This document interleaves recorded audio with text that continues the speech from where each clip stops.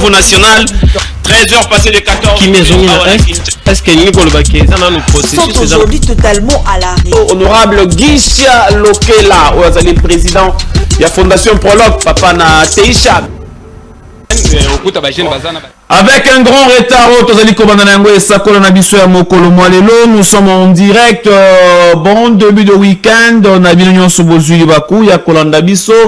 le rendez-vous national Sakola et Wapi Ngai 650 mona musala na bino nazala kawana elongo na mona mboka medar elonge pote baboni boni kosola mayewe tali situation socio-politique ya République démocratique du Congo mbote na bino partout bisika bozana kati ya na Chikapa na Mweka na Bulape na pesi ba tunyoso Bulape mbote na bo sanité ko pesa susu ba salutation ebele na bandeko na ngai tu ya Kananga bakolanda biso pe lisusu na Katanga Wantash na Kisangani na Chopo na Maniema na Kindu na Bukavu partout bozana kati ya kolanda biso bozwa bambote esengo voir aussi même à l'extérieur ya Kinshasa capitale République démocratique du Congo. Voilà nazana plaisir makasi ya ko retrouver bino lisusu na moyo lelo et ça kolanda biso ezali na kati ya kobanda grâce Tumba na régie finale. Merci beaucoup.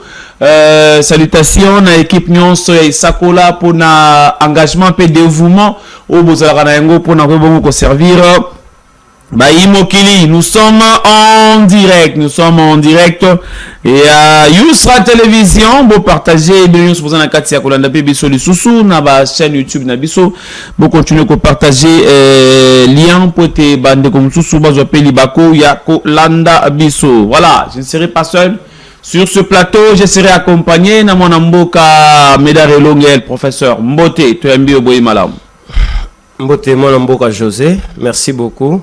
Mbote na banamboka nyonso ya République démocratique du Congo, on a kobenga ba mondialiste. Ah, ba ko ba mondialiste. Mbote na ba mondialiste nyonso ba ko landa biso. Biso nyonso ba mondialiste. Toza ko koma lolendo ya kosala te, mais ezali lolendo kati na nkolo. Nazana esengo mingi ya kozala awa. Pour l'intérêt du peuple congolais. Merci na Magloire Kembo oyo azalina biswawa oyo akosalanga signe kuna na ngambo ya machine. Merci na bana kini nyonso oyo tokobundela butu moi pona ko salisa bango ba vivre quand même na lolengo esengeli libanda to musika ya sécurité na ba conditions ya malamu yango to salela bango salo ba pesa biso mandat à vie. Très bien. Mandat à vie à Kolobela Rapé pour défendre intérêt. Yabayi Kongomani, salutations à toi Thérèse Lelo Minou la fondée. Au PC Mboteta. Salutations maman Mokondi, fondée Thérèse Lelo Minou.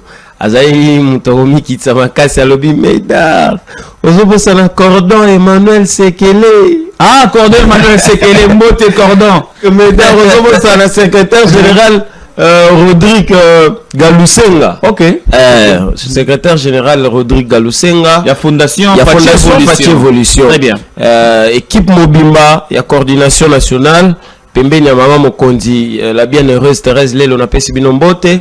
Alors Maman Thérèse Azali toujours en bonne santé. ACP la ki makasi. Ndenge ba léopard bako faire vivre biso nyonso ba génération confondue. Pour faire vivre biso mondial. Oyo to reva. Très bien. Et donc à l'ansa qui coûte ba félicitations na et pas il y a ba joueur nyonso alobaki Fondation Fachi Evolution ba kozala kuna pona ko yamba équipe na aéroport national international Yanjili et apesa ki ba félicitations na na mokonzi mboka Félix Antoine Tshisekedi Tshilombo pona engagement, détermination na boyebi. Tout ce que le président a apporté autour de cette équipe, le loyo il mérite beaucoup, et Maman Thérèse soukisaki pour dire que ba Congolais bazala na sima ya tata mokonzi ba pesa ye maboko ba soutenir vision na ye parce que bobo sanate mokonzi ekolo mission nzamba pesa kiye ezali kokokisa malembe kasi nanu penza ekokisa mite donc to pesa ye maboko ti akokokisa mission na ye.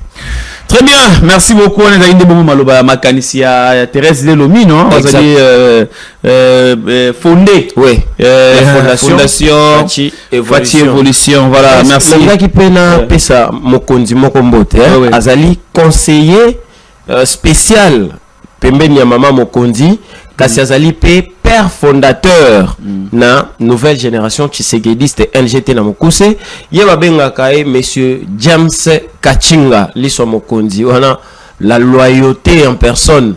Papa James Kachinga. Oui, je vois. Cordon fondé James. Papa James Kachunga. Kachunga, James. Liso mokonzi. Salutations. Ouais, père fondateur. Moi, père fondateur, il y a NGT. Mbote Isika Ozaï Kolanda Biso. Très bien. Cordon James, fondé James. Salutations à toi. Dengozana Kati ya Kolanda Biso. Voilà. Et ça qu'on a mis sur mon colomano, tout le makambo italien sécurité. Certes, depuis un certain temps que vous avez le dossier insécurité na Kinshasa, tous pas message belé, tous pas appel belé, mais la plupart il y a bateau baza ko benga biso na 23h minuit, toi na kata ko rappeler bino que tous à en direct à partir il y a 11h. Alors on a ba minuit 23h, ils ont rendu bongo rediffusion. À ce moment-là, tant que vous avez Kolanda Biso, soko bengi to yambi malam, soko to yambi te tikele biso message. Comme ça, dans l'édition, ils allaient koya, trouver babongo, kotanga la message na. Nous vous rappelons que l'émission Nabiso il est kaka chaque lundi, mardi, mercredi, jeudi, vendredi, nangonga ya 11h juste na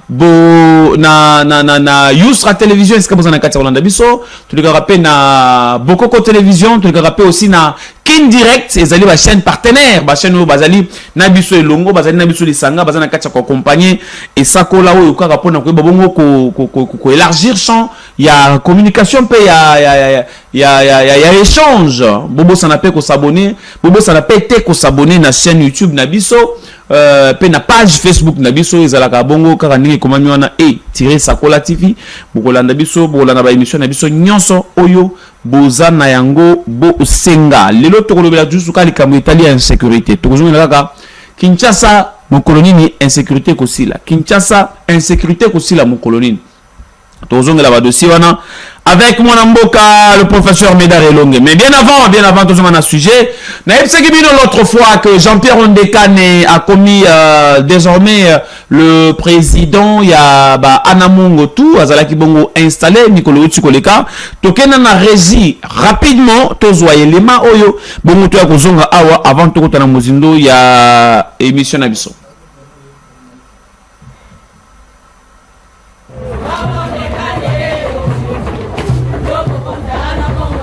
C'est là un peu ma volume là papa.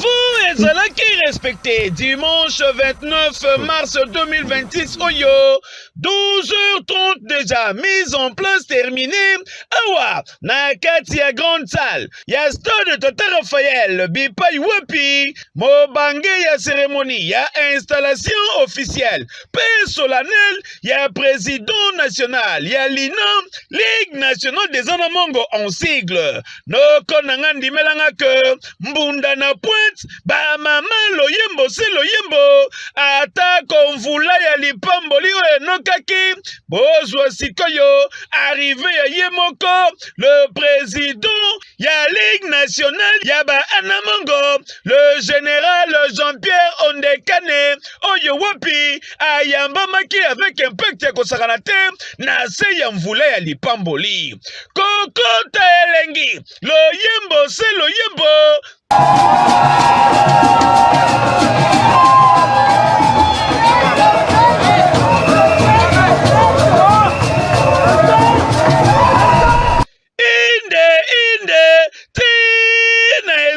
Bongisomaki mpona ye programme ebandaka te ebandaki nanu na hymne national oyo wapi eyembamaki avec impact ya kosakana te pe nsima na yango modérateur azwaki maloba mpona koexplike malamu ba objectif principal ya Ligue nationale des Anamongo.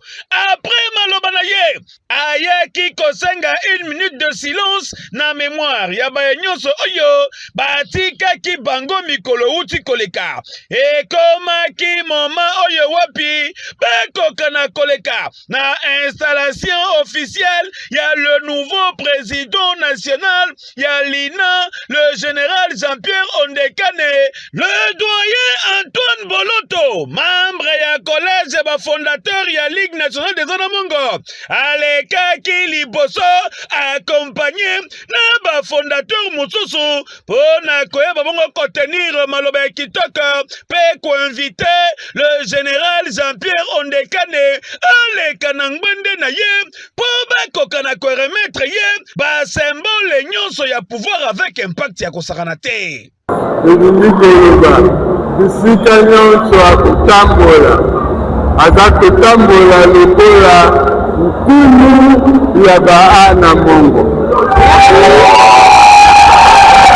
na nzete président national na biso akolakisa direction oyo baana mongo bakotambola.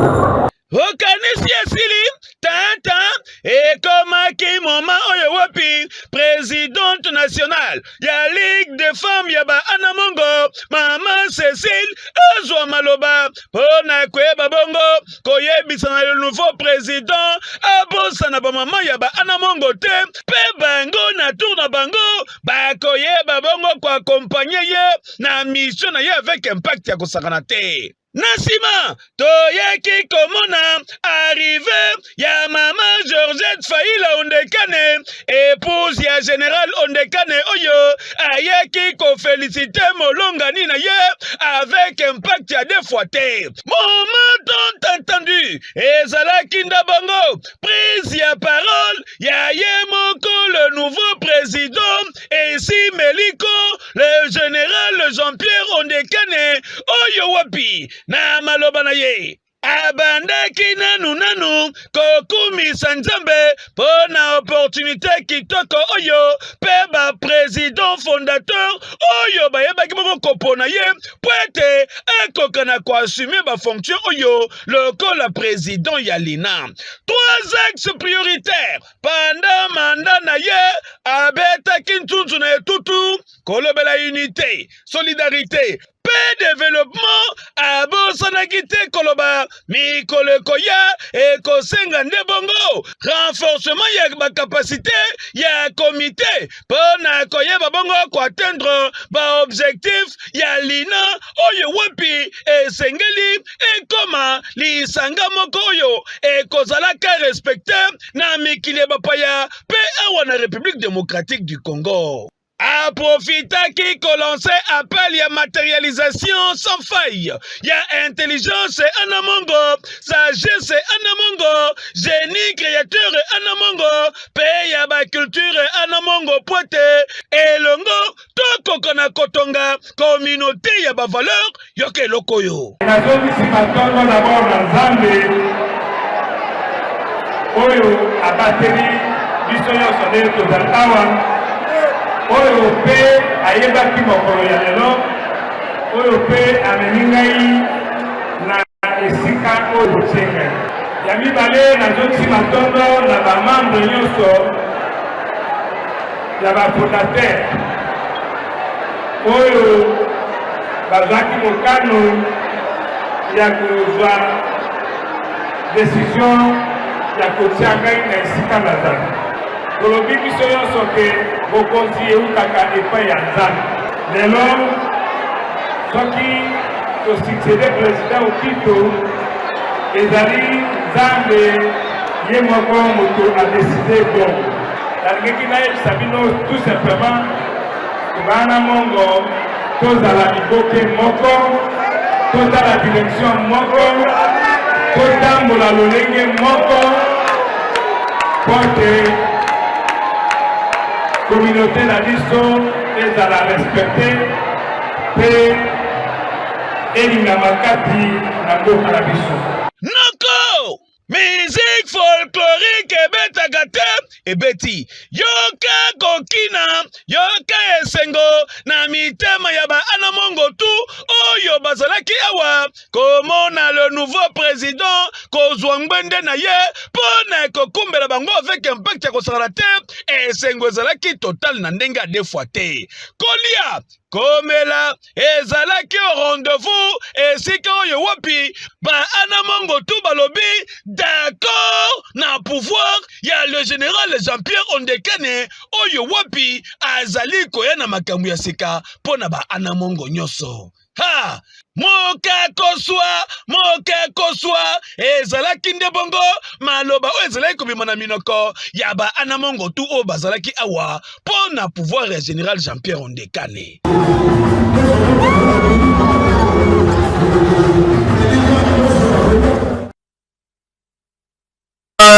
Association donc Ligue nationale des Anamongo bazana mokamina bango et wapi azali le général Jean-Pierre Ondekane au bouti comme on a installation qui na présence et ba autorité pe ba cadre belé au ba yaki wana pona ko bongo ko couronner cérémonie yango. Voilà, félicitations na le nouveau président ya Anamongo. To continue nous na ba page mususu pona ko semino que Doudou Fambali Kounde Libotaï, le paquebo de la République, Ebaki Bongo, n'a quoi acté fin, il y a moratoire et facture normalisée.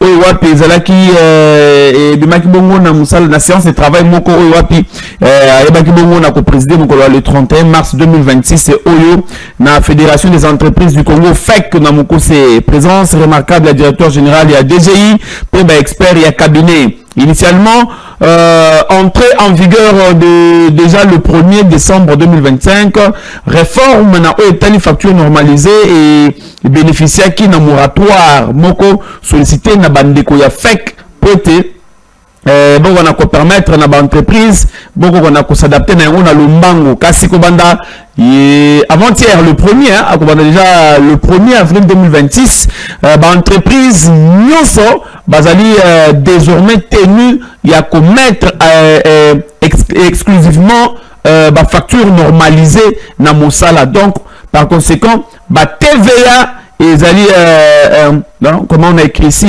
toute TVA est exigible au 15 mai 2026 devrait impérativement en découler sous peine des sanctions prévues par la réglementation en vigueur.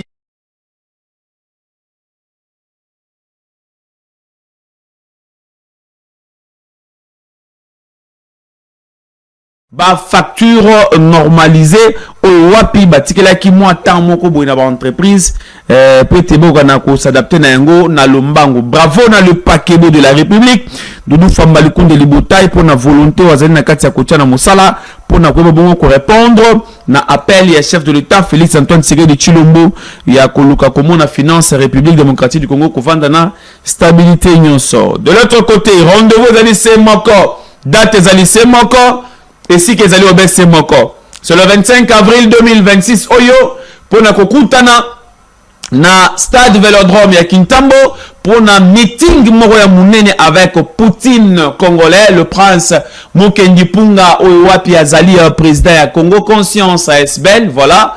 Mon amboka prince Mokendi azali déjà chaleur déjà koyokana bana Kintambo bana Bandalungwa bana Gombe bana Bandal bana Kasavubu bana ya Kimbangu ba tout ya Kinshasa bana Ngaliema motivation déjà na déjà terrain za na kati ya kotoka mobilisation za déjà ezali ko annoncer déjà que le 25 oyo kaluka bana état bozanga te parce que ezali kambu ya mboka boya koyoka ndenge prince Mokendi Punga akolamusa congolais conscience ya congolais alinga mboka na ye congolais ya solo alingi mboka na ye akotanga likambo ya constitution na mozindo akoluka kopesa pe makanisi na ye congolais ya solo alingi mboka na ye akoluka ko défendre mboka na ye na bolingo nyonso oyo nzambe apesi ye. Voilà, Prince Mokendi Punga. Mais en parlant de Prince Mokendi Punga, rendez-vous moko yo to ko lobela ya Vélodrome moko le 25 oyo. On a vu ba image moko wapi mwana mboka Pierrot hein, azali cadre na kati ya fédération ya Funa ya UDPS Funa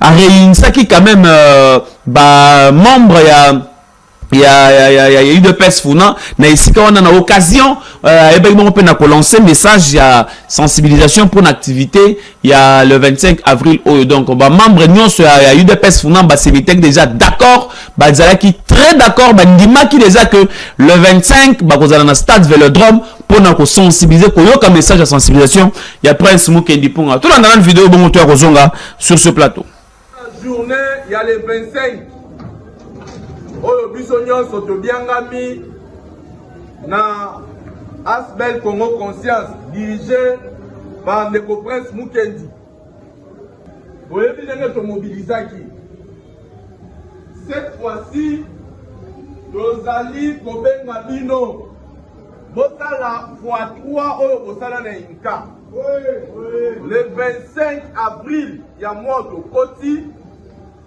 Non seulement tous ces la qualification et Léopard dans mondial, mais tous allez la conscience ya congolais. Ne comprennent ça, ça dit son message ya patriotisme congolais, l'ingan de konayo congolais. Nakati wana pe akolobe la makambu ya changement ya constitution. Bino bolingi to changer to changer te.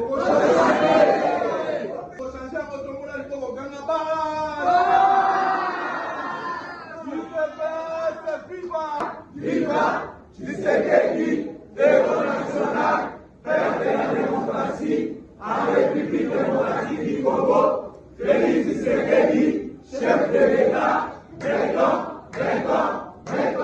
ligne rouge, aide de l'Afrique.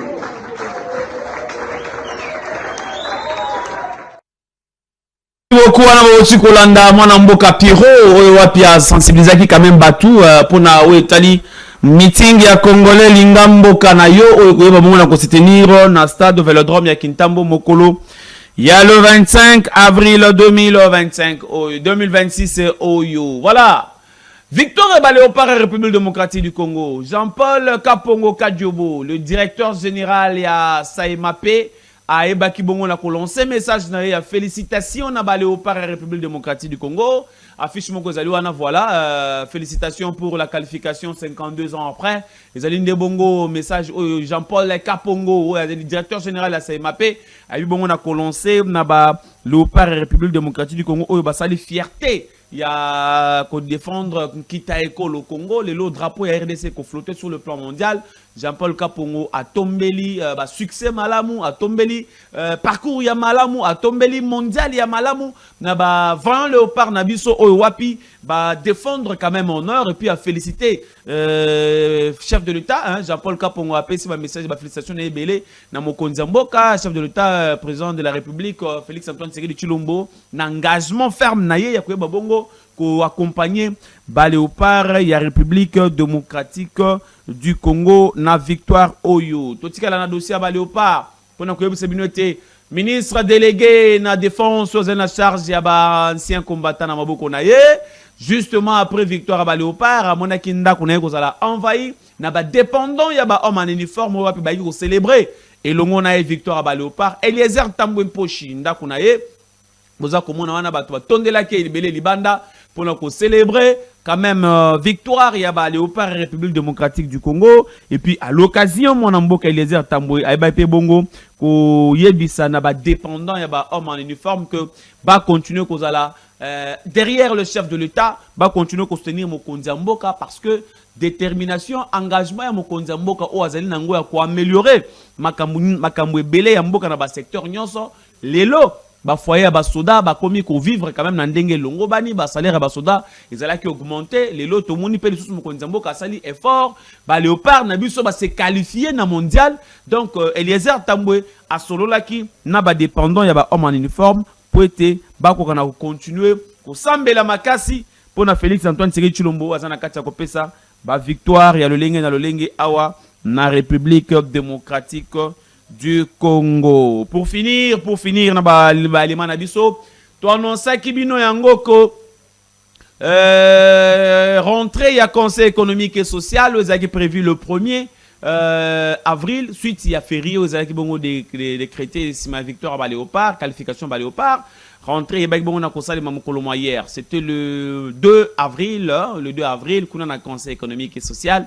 Jean-Pierre Kiwakana Kimayala Azala Kiwana sur place pour na bongo ko kotisa Mubange na Milulu oyo wana bisika oyo wapi ba conseil de la République ba yebaki bongo na ko répondre et belé. Voilà, ouverture et session budgétaire avril 2026 na ebandaki bongo na appel nominal oyo salemaki et pas ya rapporteur René Ngongo, rapporteur ya bureau ya conseil économique et social oyo epesaki 42 présences, 13 excusés sur les 68 conseillers qui composent le conseil économique et social. Kasibouye bako Jean-Pierre Kiwaka na bongo na contenir discours naye tokolanda extrait discours naye mais bien avant tolanda extrait ya discours je crois bien tolanda nanu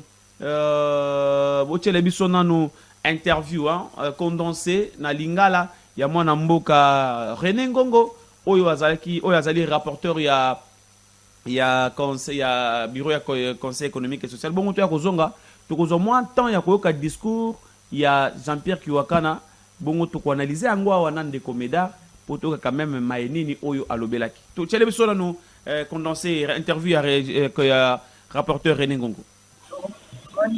Merci pour chaque évangélisation l'organique et fait coïncider ouverture à session par la discours ya président. Na kati ya discours na ye asali bilan ya activité nyonso osalaki pendant les 4 mois ya oyo tobengaka période ya intercession au parlementaire bazanga vacances parlementaires. Ezalaki période oyo baconseil de la République bakolaki na ngai tozalaki sur le terrain na baprovince nyonso na basecteur nyonso tozwi badonné ya terrain toretravaille yango nde tokoprésente pendant session na kati wana apesi misala ekosalema na kati ya chaque commission nazo napele awa na 7 commission thématique donc tokana na bacommission ado annoncé création ya bacommission ado oyo kokota na monindo ya bathématique wana voilà donc bozani te baya léopard ndenge bayeli biso qualification na mondial 52 ans après mais aussi à marteler rôle munene ya président na biso oyo accompagné bajeune na biso komela biso mais alakisi ke exemple baléopard bapesi biso po interview badomaine nyonso ya vie nationale kobanda na classe politique na biso. Merci beaucoup. À la vue de cette nécessité, le Conseil économique et social de la RDC suggère qu'un cadre de concertation soit mis en place afin de déterminer une stratégie globale destinée à être déclinée aux niveaux étatiques pertinents et assurer une communication efficace, cohérente et rassurante sur les questions économiques, tout en privilégiant les décisions de nature à favoriser la croissance, la création d'emplois et le développement.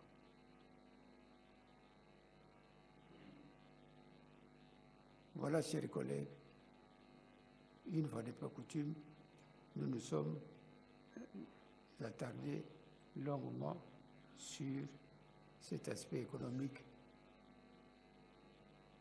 de notre pays. Alors que sur la place publique de nos jours, les débats tournent autour de la révision de la Constitution et de la tenue d'un dialogue national, notre institution, le Conseil économique et social de la RDC, qui est partie prenante, fidèle à son rôle de conseiller de la République, se doit de porter une voix, si modeste soit-elle. Ainsi, tout changement, tout dialogue, toute réforme devrait répondre à un cahier des charges précis. La paix et la quiétude pour nos populations, le respect de notre intégrité territoriale et la garantie de vivre de nos ressources dans la dignité. La stabilité des institutions est le socle républicain, pilier d'un véritable état de droit, garant de la confiance des investisseurs et de la relance économique dont nous avons tant besoin. Au centre de ces débats sur le changement ou la révision de la Constitution et les dialogues, nous pensons proposer de placer l'humain au sommet des ambitions nationales. Il ne peut pas s'offrir le luxe des débats qui oublient la faim, le chômage des jeunes, l'insécurité et autres calamités. Aussi souhaite-t-il formellement que l'impact financier de tout processus politique soit évalué au regard des priorités sociales urgentes. Que la continuité des services de base comme la santé, l'eau potable, l'électricité soit sanctuarisée et protégée des turbulences politiques. Le dialogue, s'il y a lieu, ne soit pas un partage des privilèges, mais un pacte pour le développement et la paix durable. Donc nous ne pouvons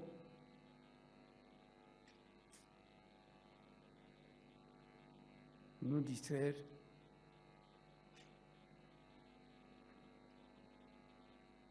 par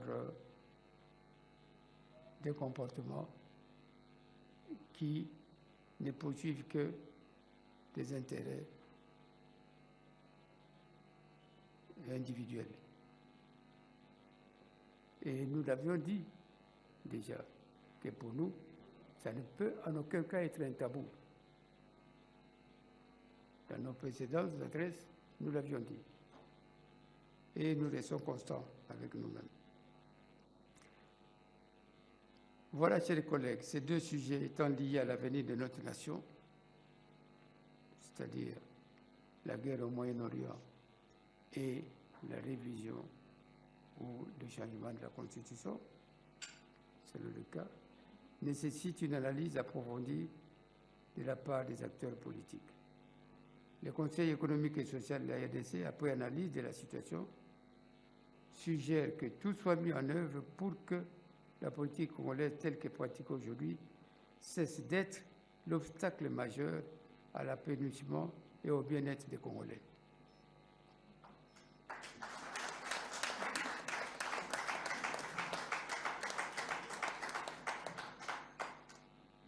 Comme indiqué dans plusieurs de mes adresses antérieures, du haut de cette tribune, il est ainsi utile que les principes de réadapter le contenu de la Constitution à nos réalités actuelles ne soient pas un sujet tabou, car plusieurs tares qui retardent l'amélioration de notre gouvernance trouvent leurs racines dans les articles qui ont sûrement été utilisés hier, mais toxiques aujourd'hui, sacrifiant ainsi les intérêts supérieurs du pays au profit de ses intérêts particuliers des individus et des partis.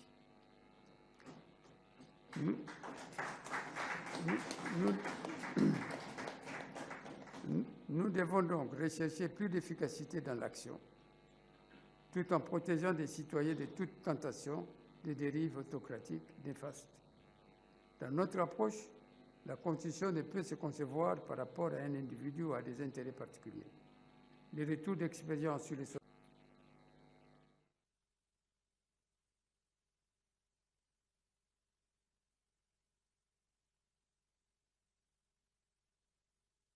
Yusra Télévision, pour comprendre la réalité.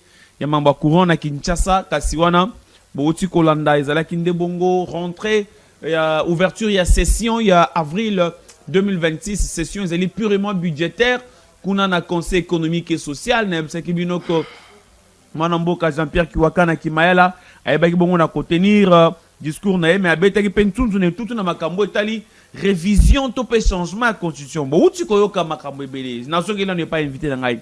Manamboka Nedar Elonge.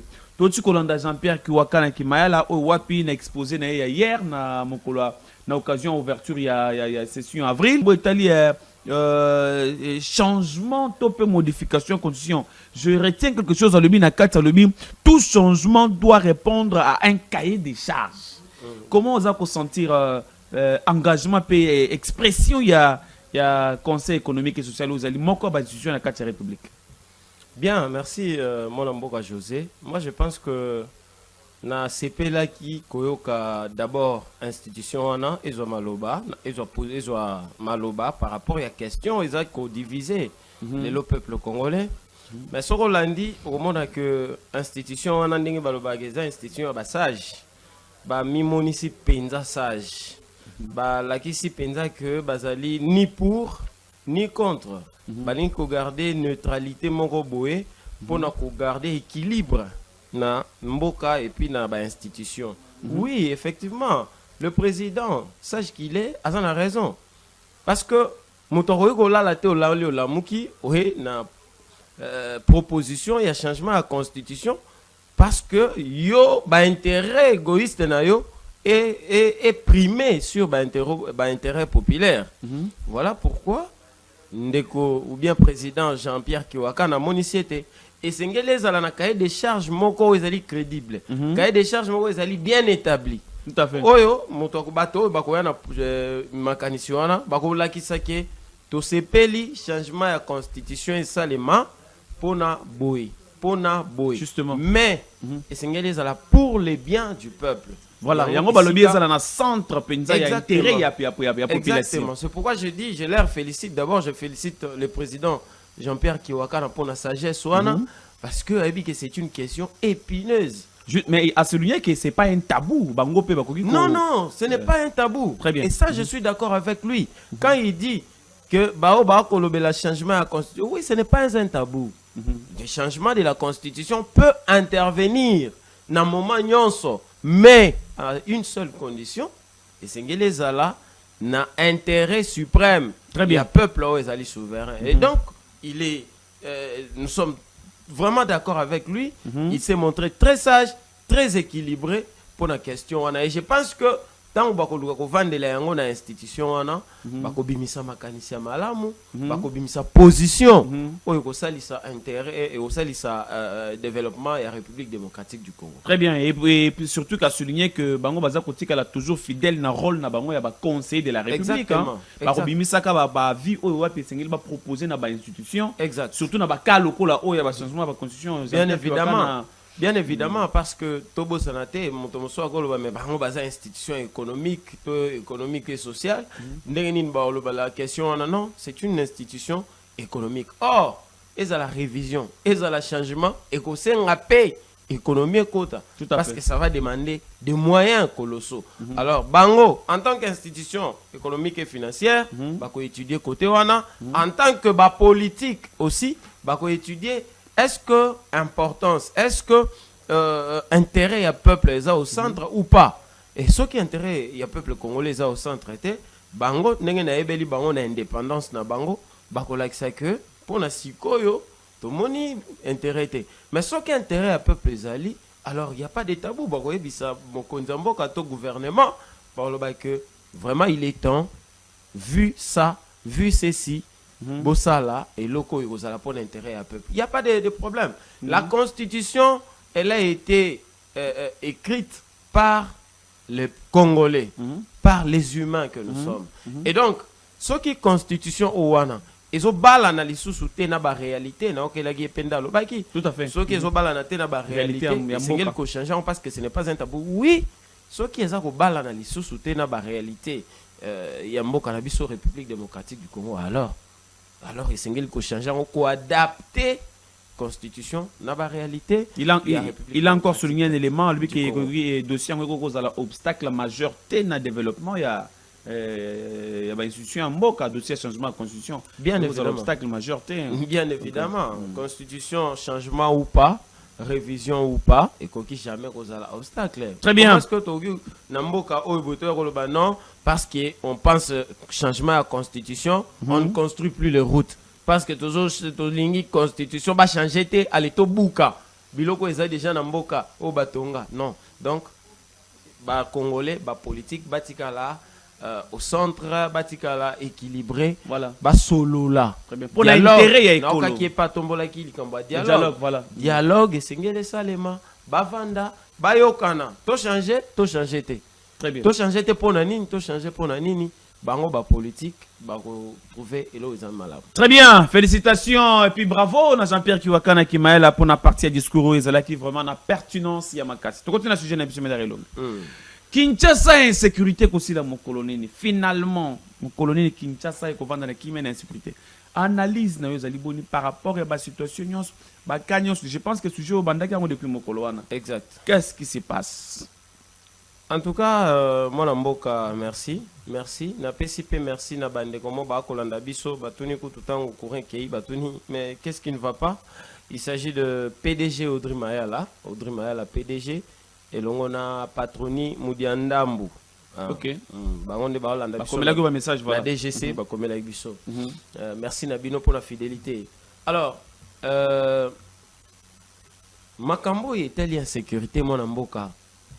Ezali ndenge mokonzi Jean-Pierre Kiwakana utuko loba ezali tabouté ko loba la constitution insécurité na Kinshasa eza pe tabouté to loba yango to singel ko dénoncer bande ko babengi de partout na Kinshasa na ba commune nyonso pratiquement pour na ko dénoncer o ezali insécurité na ba côté mosusu ezali ba homme en uniforme reconnu Alamuki abimi nae ayaki koluka ko rançonner peuple et simbité abimisi arme pa abeti masasi. C'est le cas na Kimbanzeke na route Mokali au fin fond là-bas côté stade de terrain moko ezala kuna.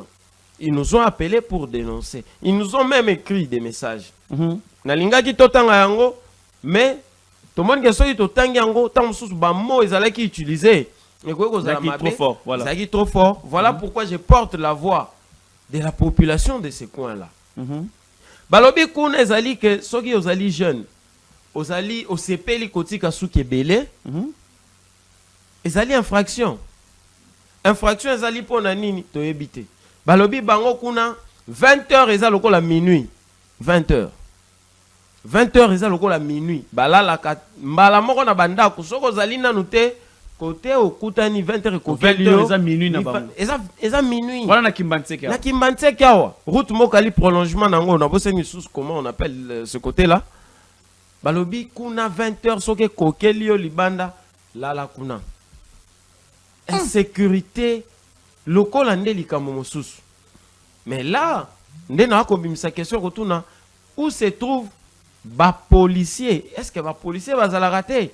Balobi ba homme en uniforme o bazali o mona ayena masasi akobeta likolo pou ezali compliqué ndeko moko bengaki biso na commune Nsele pour dénoncer insécurité o ezali na commune Nsele alagisi que na commune Nsele bango kuna ezali nde ba kokotela batu na bandako okangi ndako za na porte ya métal porte ali bende ba ba buki mur ba koti ba bebisi ne babimi bakei baye ko agresser ki moto moko likolo ya mbongo soki $60 seulement bakoteli nanda bakoteli nanda bafukamisi papa bafukamisi mama bopesa mbongo likolo $60 seulement baisi bon toza na mbongo te toza kana $60 bopesa bapesi $60 wana il paraîtrait que bazalaki même na besoin ba violer bana ya papa wana.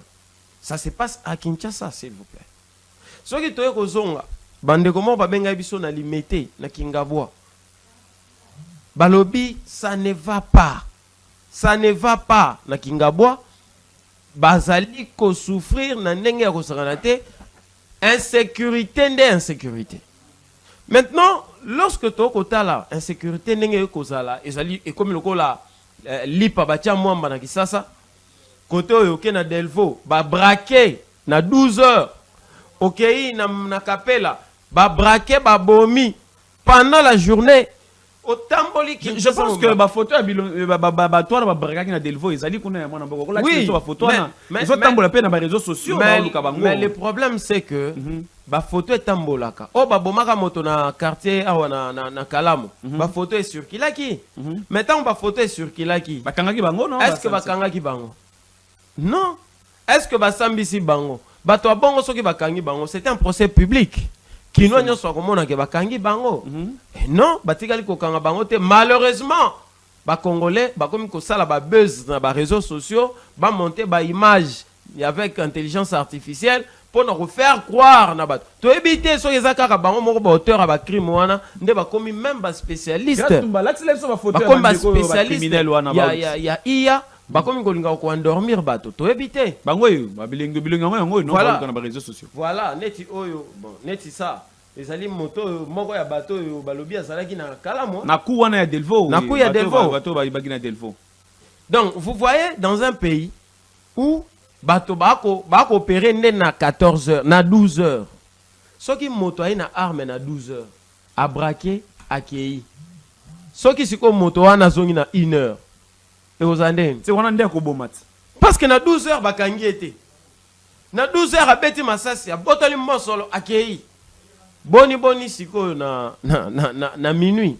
Vous voyez dans quel état le peuple congolais est en train de vivre. Le peuple congolais a vivre na kobanga. Donc azali une insécurité permanente. Biso moko to vandi to ko sala émission soki bato wana basiliki ba oyipe ko matela biso. Mais où se trouve ba service à sécurité? Quelle stratégie est mis en place pour que pas qu'on limiter quand même bas dégâts? C'est comme ça que nous comprendre la position à l'État, l'État, par le biais, il y a vice-premier ministre intérieur, a mis sa déclaration telle que, et ça, bah, rumeur, déclaration, et bimaka, par le passé, et pas à moi, un gouverneur, il y a Dani, Bumba. Alors, rumeur, et ça, makambo, batie bino na moto. Mais alors que la population... pourtant, c'est une réalité aux populations dans la population est en train de vivre ceci tous les jours. Na monga fula, na commune moko, ou insécurité zali na to moko réduit. Ezali commune ya Gombe. Seulement commune ya Gombe. Mais na Ngaliema, il y a l'insécurité. Na monga fula tolo bate toutes les autres communes. Ngaliema kutu esika oyo mokonzi mboka zali ko. Mais c'est ça le problème. C'est ça le problème. Donc, le service à sécurité, bazani na place kaka moko, o bango nyonso ba se concentrer, ba oko concentrer ba force. Et je pense que le ministre, le vice-premier ministre intérieur, a zappé na stratégie pour nous limiter, pour arrêter l'insécurité. Mais sinon, il y a ça déjà. Il y a défendre les criminels en disant que c'est des rumeurs et tout ça. Il y a côté mon pandi à peuple. Moi, je suis papa. Ministre azoloba ezaba rumeur ba botola kaka ba garde nyonso azana bango ba tiaye na commune insécurité ezali parce que bango peut-être ba vanda pe ba place oyo déjà sécurité ezali moi garantie et azali sous na ba agent ya garde mais ba botola ba garde ba tiaye par exemple la commune en Sele seul ba tika na famille na peut-être tango ko subir ba attaque. Tango komona ndenge ba kuluna ba kataka batu maboko. Tango komona ndenge ba mibi bayaka bien armé.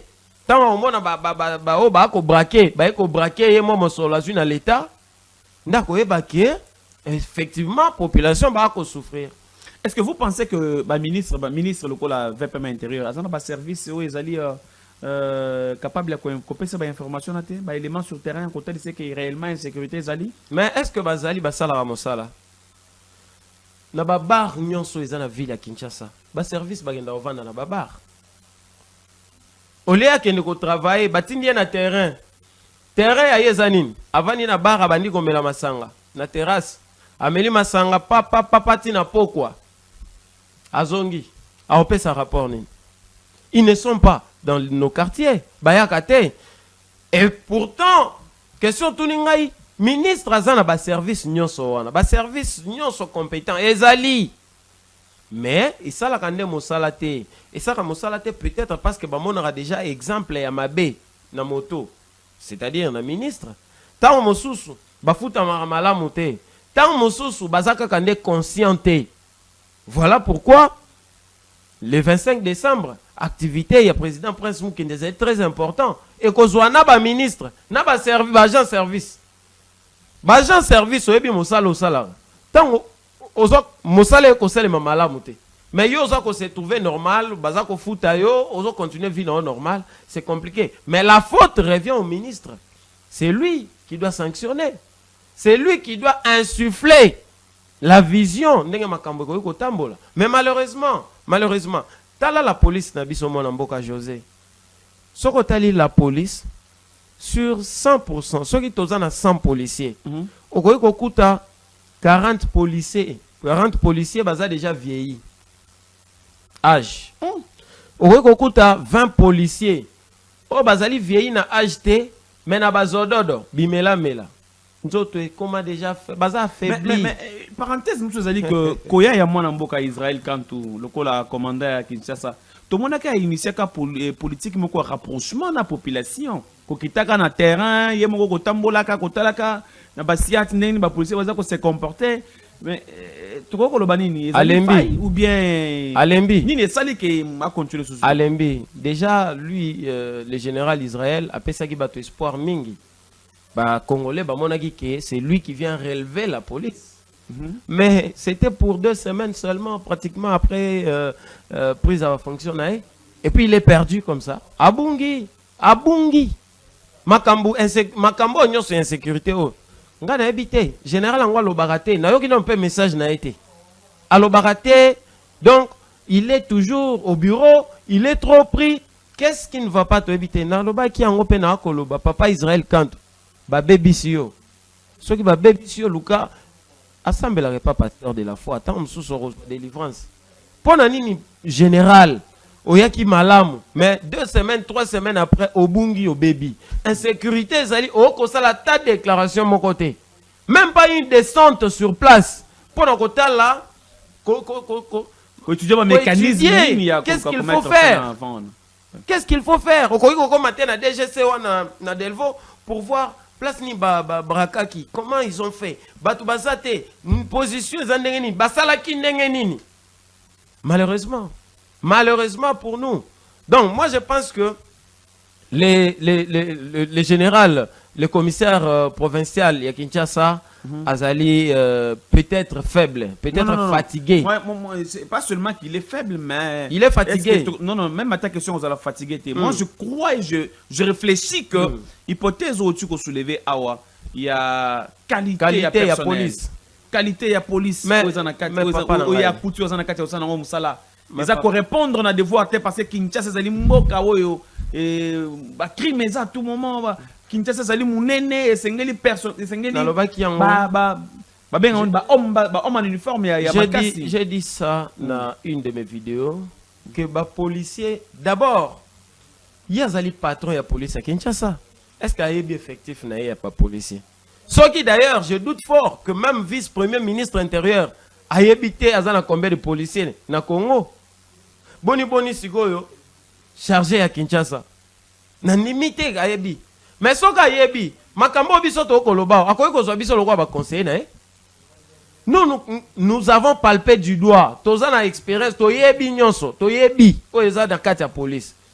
Ya ba policier o ba vieillir en âge, na ba policier o ba vieillir likolo bimela mela, c'est-à-dire zodo dona na matiti mabe. Il y a aussi un élément. Apparemment, agent en circulation routière, baza belé que bateau et singeli bazal na basiat. Non, même pas. Ba policier belé bazalinde na bakabasele. Et pas il monde ba bus wana. Au monde na kati ya bus, on recommande 15 policiers. Mais aucun assiette au côté de policiers. Mais aucun assiette effectivement au côté de 2 policiers. 2 policiers on peut bazal na musala mususu. Moi ba ya na quartier na bino zate parce que ba obatela ba moto.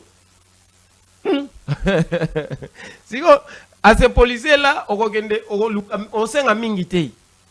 Mais comment se fait-il que Kabasele est en 15 policiers?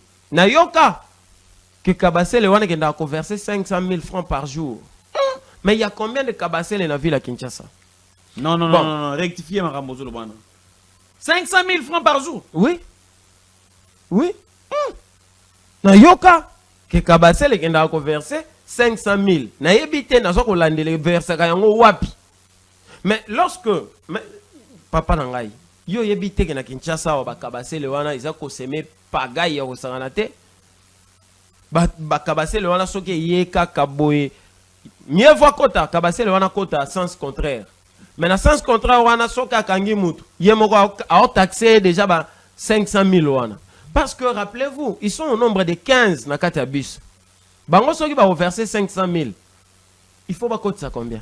Mais bien évidemment, parce que moi, comme on a bango, Azali na Likelemba, il y a 50 000 ou 100 000. Ndeko mbote obengi biso api kombona.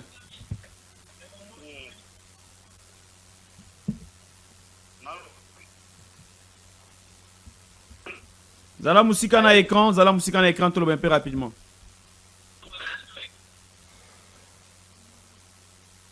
Voilà, mais connexion za malamu te. Bon. Ouais, ndeko tozolanda o.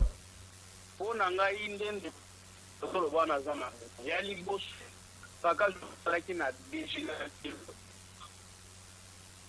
Ata taba basaka mbongo pona nga bilisu ilifo yako azuzi bana ya mbata. La banque est ministre de l'Intérieur à Salah Moussa n'a été le Konanga. Il y a ici, trois bateaux, il y a ça pour mettre ma base.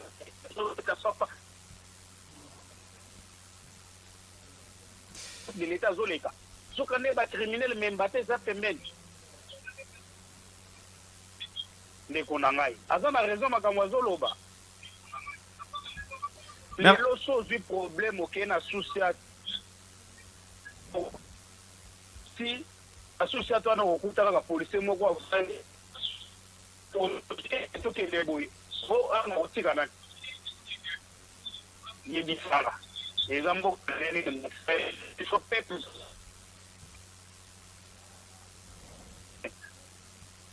un peu merci beaucoup.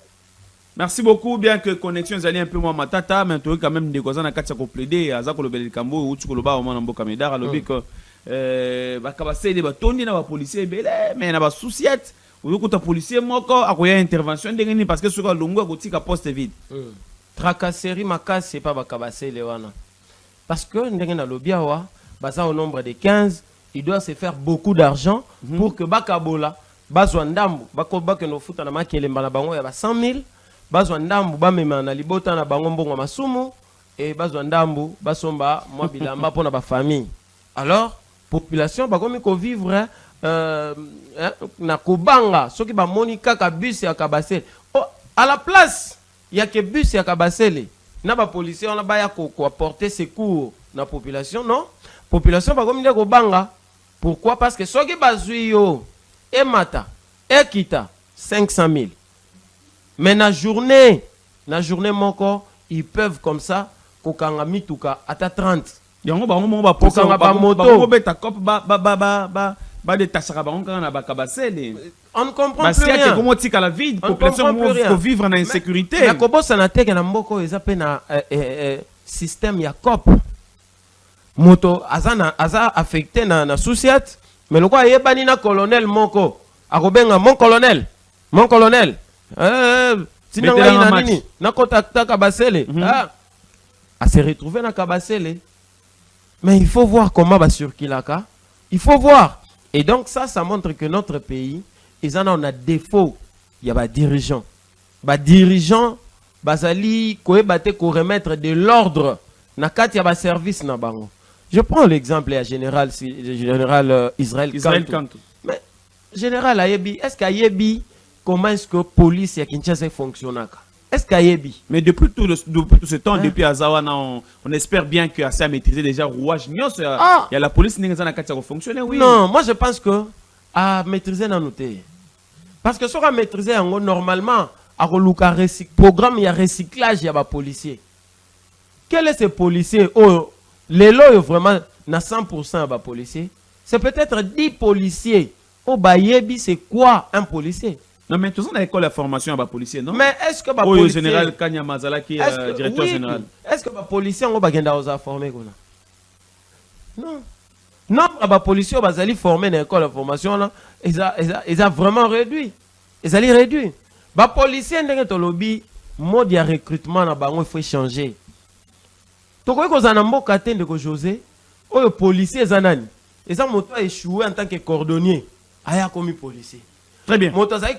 Ça, c'est un élément très important. Échoué, il a commis policier. Moto azalaki chauffeur, receveur, imaginez ce qu'on receveur. Donc police c'est quoi ça la dépotoir il y a besoin échec. Non papa. Il faut profil. Il faut pour comme un policier, hein, il faut avoir luxe. Très bien. Il faut un profil moko à respecter papa. Il faut un diplôme d'état. Papa, il faut la bonne mœurs. Il faut la quand même. Mais aux police tous les ali dépotoir ali en tout cas trop sale. Comment voulez-vous que les policiers on a basa musala malam? Et donc c'est pourquoi je dis que les dirigeants dirigeants les lots basa ko boulete to lo ba on a lingala. Bazo mona loin te. Il faut pas louka moyen, pas louka programme. Ba policiers déjà basali wana, ba louka programme ya recyclage. Ba OH l'équipe batina ba on a retraite. Ba o basali non reconnu. Pas longola ba on a fiché à police. Comme ça, balancer recrutement. On y temps au recrutement ya ba FARDC Salemaki. C'est vrai, et on a sous les à boire et à manger, mais comme ça le recrutement ya police sur base il y a des critères moko boye et comme ça la kemboka et ko recruter ba policiers ou ba la former pour que lobby congolais a sécurisé soit côté un policier. Il y a un monsieur qui a appelé ici pour dire que on va quitter à lobby les lots na changu mieux vaut okutana na kuluna qu'okutana na policier. Vous imaginez? Vous comprenez les fonds? Donc policier a comme qu'on représentait à lui seul un grand danger. Et par rapport à kuluna azana machette. Et pourtant, on sait la police a combattre la population na bilo qu'on a. Si quand on a niveau on a ndengeni. To comme on a ndengeni. To comme on a parce que police nationale les alliés dépotoir. Et ça na receveur moi comme message na ko finga ba client comme qui policier. Azo finga ba tout ba bêtise même. Un policier en tenue d'ailleurs. Et ça na kulu na moko. A un policier a melaka bangi en public. Alors que koya kangi moto n'importe comment, même si ça a des services té, alors koya bani ko beta moto. C'est des choses comme ça qu'on vit dans la police nationale congolaise et ça c'est absurde et toute la faute revient aux dirigeants. Et puisque nous parlons de Kinshasa, le commissaire provincial monsieur Israël Kantou, le général Israël Kantou, c'est à lui qu'incombe la charge et généralement puisque la police est gérée par le vice-premier ministre et intérieur, M. Jacques Chabani, maître avocat de sortie du parti présidentiel, et Sengeli Nae Aluka correctifié bâtir. Très bien. Et Sengeli Baluka a sauté sur l'occasion. À la place, il n'y a pas comprendre Bisso Mabé. Baluka Bisso to pe sabango ba conseil oyo tozana ngo to pe sabango ba stratégie. Très bien. C'est ça le problème au Congo. Au lieu de lukangai medare longue na pesa stratégie, ya ko linga lukangai pona makamususu. Pour gende ko samba. Pona gende ko samba. Pour lo bagina la police boy. Donc la police tozali na besoin te ya ko luka ko humilier police na biso, mais la police na biso ko sala mosala ya mabe. Voilà pourquoi et je vais aussi dire il y a un bête certain effectif mon amboka José. Beaucoup de quartiers le long na Kinshasa, et ça n'a pas souci à titer. Beaucoup. Un grand quartier, Lokola, cité des anciens combattants. Justement, c'est là où moi je voulais encore poser une question. Daniel Bumba, gouverneur à Kinshasa récemment, a recruté 3000 jeunes pour le contrôle. D'ailleurs, 5500. Il a commencé par 3000, avec 2500. 5500 jeunes. Mais est-ce que vous avez un souci de sécuriser la population? Pour recruter bilenge moko boye ko pesa bango espoir ya police moko réformée, rénovée. C'est ça. Ko battre nanu population na bien aye avant ko. C'est ça le problème. Est-ce que souci wana bazanango? On commence par là parce que moi ni pona organiser la moto malamu senge ko banda ozana bolingo kozana souci pona ye. Otali ke moto azana lamba olata te okeli mawa. Qu'est-ce que je fais? Je prends des dispositions pour nous payer ça et là-bas. Très bien. J'ai fait ceci, j'ai fait cela. Mais, oyabiso lelo. Nous sommes que policiers, autorités, notamment le gouverneur Yadani, vice-premier ministre intérieur, et ça bazali na tête à la police. On dirait réfléchir ça penza malamu pour le bonheur et agent. Et là, en tout cas, laissez-moi dire ça comme ça. Et ça, la ranga, il passe. Comment on a que policier, d'ailleurs, les policiers, mais surtout, tout le monde a zotambo la tenue, pasuka, mais tonga. Nasinga, pena tonga, loboko, boy, nasinga. Azakutu na mbongo, on me machine, je me demande, mbongo, ya zouara na tracasserie, à kendaranango wapi. Donc, ici, j'aimerais interpeller le gouverneur Yadani, Daniel Bumba. Il doit qu'il reçoit 5500 personnes pour baluka moyen ya ko traquer ba chauffeur etc. ba kota mosolo na l'état et sali malamu mais et ko sala pe malamu ko luka en cadre ya ville province bon la police ezali nationale vice-premier ministre intérieur aluka moyen ya ko recruter ba policier à qualité ba policier oyo ba luka Barosala na moi savoir. Très bien. Ba policier ango baroya ko formation siko ya police pour que ba kota na service ya population. Et à partir ya temps wana tokoyi ko espérer ko vivre police moko discipliné vraiment rénové population ba ko respecter et puis traitement na bango pe. Parce qu'aujourd'hui, pour recruter un gradué na Kinshasa, attends ça qu'on chômé, pourquoi tu es dans la police? Ah tout non, mais on a gradué. Là-bas, il faut laisser au cordonnier qui ont. Voilà, merci beaucoup, Mesdames Relongue, merci na bande union sur vos qui étaient en Kolanda Biso. Nous vous rappelons que nous étions en direct malgré ba kokoso ebele belé.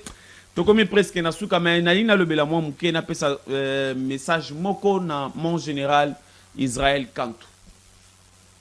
Monsieur le commissaire provincial. Ngai nazali parmi batu oyo basepelaka na politique oyaka nango na Kinshasa. Politique et rapprochement tout le temps sur terrain pona koyeba ndenge nini Kinshasa ezali kotambola. Et puis koya na yo moto oyaki nango mon général. Même ba criminel bazali kobanga. Oui. Même ba criminel ba banga ki ba santaki mabe moko boye koya. Mais population komi mituna. Qu'est-ce qui ne va pas? Qu'est-ce qui se passe mon général? La criminalité, qu'est-ce qui se passe, mon général? S'il vous plaît, mon général, monsieur le commissaire Israël Kantou. Mais quand on landela nous likambu oyo, il y a des tâchements, il y a des policiers, il y a des kabasele. Landela yango malamu. Mimi eza kosala que na ba kabasele ba policier baza ebele, mais na ba siat to na ba sous-siat ba policier baza te. Et puis versement. Population azali abandonner la triste sort na ye. Qu'est-ce qui fait que dans sous-siète, ton assiette, il y a 2 policiers, mais dans Kabassé, les bazar 16. Quand est-ce que 16 ou on a cité pour une intervention rapide dans le moment où la population est en détresse? S'il vous plaît, mon général Israël Kantou, n'ayez bien efficacité, mon général. N'ayez bien makasi na yo, n'ayez bien salé noya musala. N'ayez bien makasi na yo. Mais ngungi nini ya Kinshasa ye kosua yo. On dirait ngungi ya chikungunya ya buki yo makolo, mon général. Chikungunya suyo ebuki yo makolo na maboko olembi lamuka na pongi Kinshasa za na elike ebele na kati na yo. Oh, merci beaucoup na bazi oyo kingai. Lamuka mon général. Zongela terrain. Tant souci batuni yondo ko bongisa mboko yo. Très bien, to komi na suka émission maintenant na page rose, après page rose to kotia bino page moko ya matanga. Page rose ezalinde moko ya balandi minene ya émission Esakola, pire petit ya ba vieux na ye, na benga kaye beaucoup plus Kokumbo l'étudiant noir. Kokumbo abotama mokolo molelo Gédéon Ziata, GD pour na Magloire Kembo, GD pour na ba vieux na ye oyo bakutana na ye beaucoup plus na staff pour na 1 2 3. Gédéon Ziata botama mokolo mwalelo Kokumbo l'étudiant noir de boza komone wana bien cravate, le futur architecte Nzambe Apambola yo abakselo mikolo ebele oyo wapi ezana kati ko célébrer mokolo mbotama na lelo balobi ekoyinda mabe Magloire Kembo alobi déjà bakazie ba bière ezali kwanga na ntaba ezali kolia kuna poto bare yango toli yango na occasion mbotama ya Gédéon Ziata oyo ba intime ne ba benga kaye GD mais beaucoup plus bakisaka toujours Kokumbo l'étudiant noir, joyeux anniversaire à toi. Voilà, tout ce qui ça n'a pas dit à Mawa, tous allez quoi informer donc grande famille Bena Chimungu, bazali quoi informer bandeko nyonso liwa donc grande famille Bena Chimungu elongo na papa Jacques Mutombo Mbwebwe oyo azali papa biologique ya Christivi Kabanga Mutombo boyeba que Christivi Kabanga Mutombo mwana ya papa Mutombo Mbwebwe Jacques oyo bato babengaka beaucoup plus papa Demto.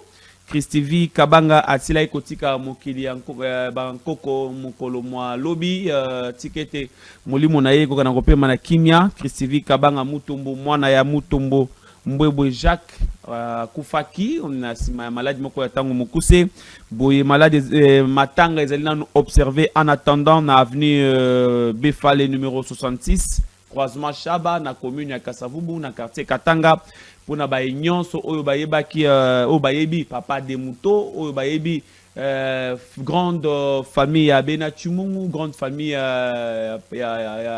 ya pasteur Mbwebwe boyeba que Christivi Kabanga Mutombo oyo wapi mibengaka bandeko mibenga yemoko Stivia asila iko kufa mokolo mwa jeudi oyo tukoleka tikete molimo nepe manakimia mais en attendant matanga ezali bongo observé na adresse wana topesi bino avenue Befale numéro 66 croisement Chaba na commune ya Kasavubu biso esakola tozana kati ya ko présenter ba condoléances na biso na grande famille ya Benachimungu pe grande famille aussi ya pasteur Mbwebwe et longo lisusu na libota biologique ya Christivi Kabanga Mutombo papa Demto Mutombo Mbwebwe Jacques Bakourage Belé na libota mobimba. Voilà esakola ya mokolo molelo ekomi na suka botika to pesa bambote pe ba salutation ebele na le partenaire privilégié, le partenaire prioritaire. Voilà, Guy Chalokela,